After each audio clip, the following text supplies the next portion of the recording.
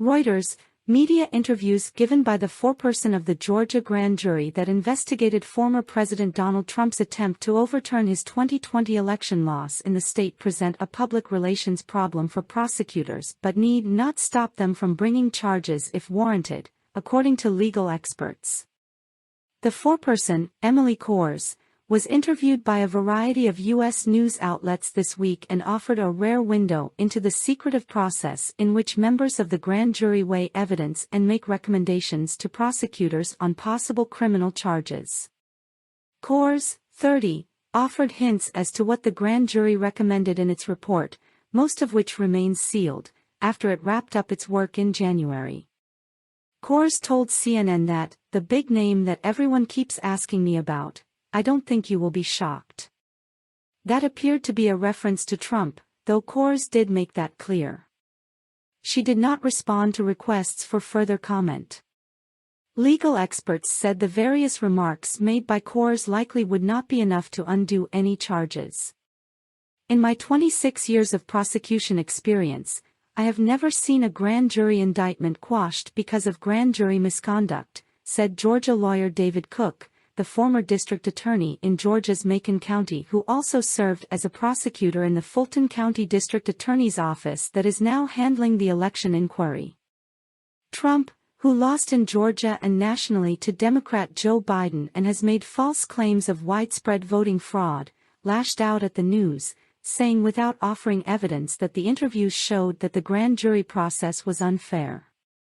In a social media post, Trump described the case as ridiculous and strictly political. Trump, who in November launched a bid for the 2024 Republican presidential nomination, took a similarly combative tone toward the various investigations including 2 impeachment trials that he faced during his 4 years in office and since.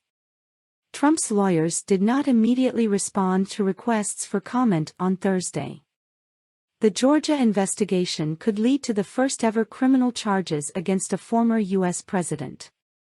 As such, prosecutors may proceed with an abundance of caution, particularly if Kohrs divulges more sensitive details. If that, further revelations from Kohrs, occurs, then the question will be, do they have to start the grand jury process from scratch? Because the result might be tainted by her talking about the deliberative process, said Michael Weinstein, a former U.S. Justice Department prosecutor who now specializes in white-collar criminal defense. Bad optics. The interviews by Kohrs could create public relations headaches for prosecutors already navigating a politically polarizing investigation. "It's bad optics," said legal expert Clark Neely of the Cato Institute, a libertarian think tank in Washington. "It makes the process look unfair to targets of the grand jury, even though it doesn't provide grounds for quashing an indictment." The special grand jury heard testimony behind closed doors including from Trump allies such as Republican U.S. Senator Lindsey Graham of South Carolina, former White House Chief of Staff Mark Meadows and attorney Rudy Giuliani. Excerpts of its findings released on February 16 showed that the panel concluded that some witnesses may have lied under oath. But the grand jury lacked indictment powers. Fani Willis, the Fulton County District Attorney steering the investigation, must decide whether to bring the panel's charging recommendations to a regular grand jury.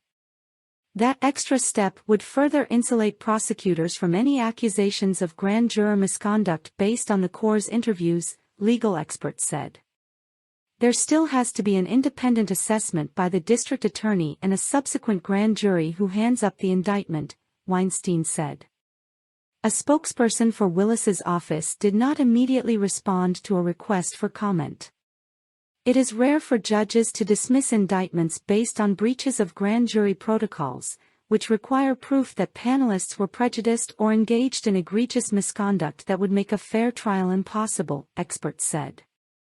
Cook, whose time in the Fulton County DA's office overlapped with Willis's service as a prosecutor before she became district attorney, expressed confidence in the fairness of the process.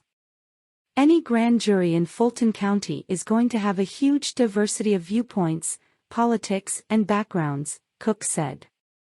you're going to have a group of well-minded citizens trying to do the right thing.